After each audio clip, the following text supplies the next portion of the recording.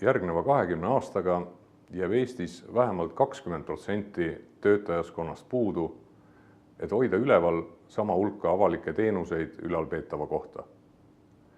Seega ei ole loota, et Eesti-sisesed reservid tööjõuvajaduse kataks. Tööjõud, see on meie maksumaksjad, tarbijad, ideede ja kultuurikandjad. Aga majandusarengu ülioluline eeldus. Leevendust otsitakse kõikjal maailmas välisspetsialistidest, kuid selles osas on Eestil teiste riikidega võrreldes arenguruumi. World Economic Forumi viimase globaalse konkurentsivõime edetabelis sai Eesti talendi atraktiivsus kõige madalamad punktid. Meie sisserände piirarv on vaid 1300 inimest. Igal aastal jääb vajaka pea 10 korda rohkem inimesi. Ühel hetkel jõuab selle negatiivne mõju meie kõigi rahakotti.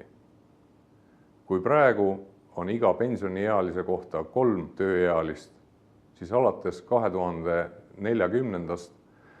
jääb ilma migratsioonita alles 2 ja aastaks 2060 1,5 tööealist pensioniealise kohta.